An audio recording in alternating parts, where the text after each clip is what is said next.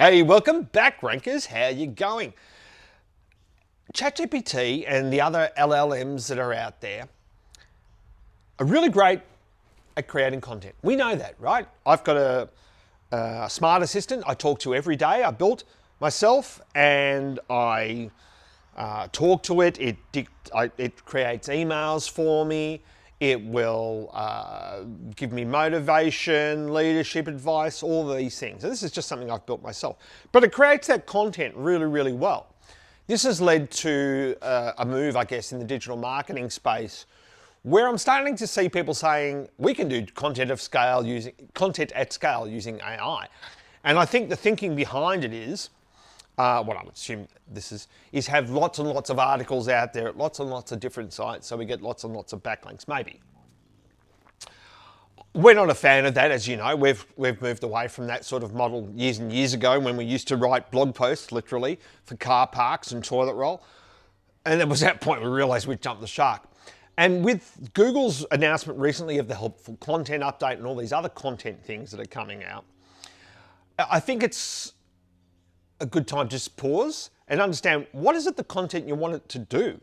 Because as we've demonstrated before, if you're bringing in a lot of organic traffic from blog posts, chances are if you're an e-commerce store, those blog posts aren't going to convert anywhere near as well as say someone landing on a product page or a category page. Makes sense, because if I'm landing on those pages, I'm there to buy. If I'm landing on a blog, I'm there to read. And that's what helpful content is. It can be helpful and it might get you traffic, it just might not get you sales because it's the wrong sort of person that's hit your site. That's why if we're writing content or anything like that for a blog, it's going to tie into an EDM, to a Klaviyo email or a campaign or something like that.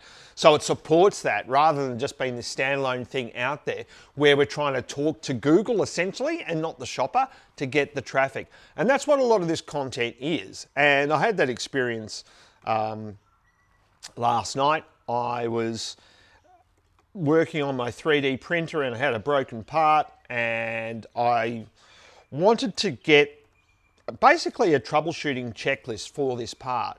So I just simply went into ChatGPT, asked the question, and within seconds it gave me the checklist. Now, interestingly, it's used Browse with Bing, and it's found an article, and then but what it's done, it's extracted the checklist from that article, so I don't have to wade through all the Google content crap that starts at the top.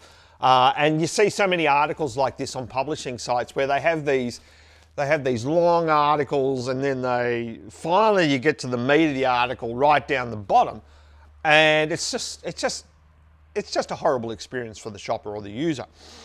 So what we do with all our content, we don't write it for Google, and this has stemmed out of I saw one particular client who thought, I know how to do SEO content, and so they didn't, as it turned out. But they went to ChatGPT and they asked, can you write a piece of, I don't know, SEO copy and include these keywords for my tabletops?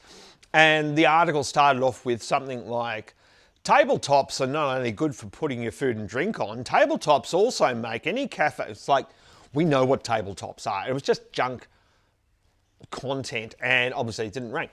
Now, what we do with the content is we filter it all through a buyer persona. So if you want to know about buyer personas, go and read David Meerman Scott's book, The New Rules of Marketing and PR. He introduced me to the concept years ago, and it makes a lot of sense.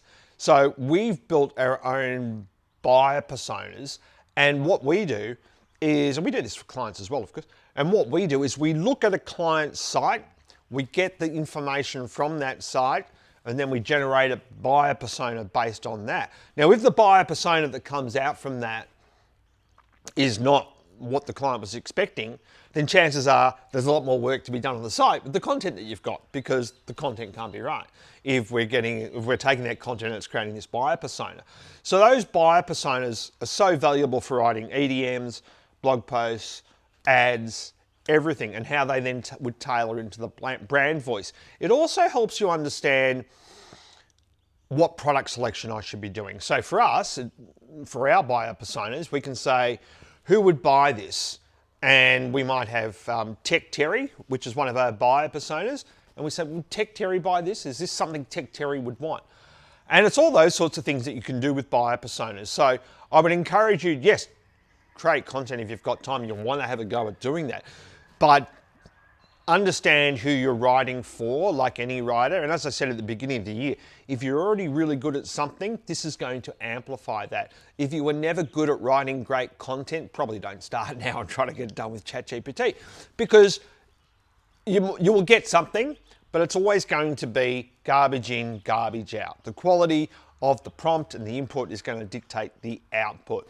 And that's why we have these templates, so we know how to create the content properly, so it's not just noise and it's not just volumes, it's quality is what we want. We don't want the quantity.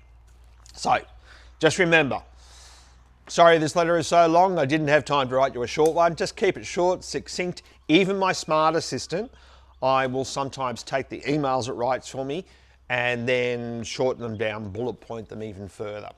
Hopefully that's helpful, and next week I'm going to be telling you a little bit about how we're using this AI tools that we've built to really dive in and understand competitor analysis at a smart assistant level, which is going to be interesting. See you next week. Don't forget to like, share, and subscribe. Thanks very much. Bye.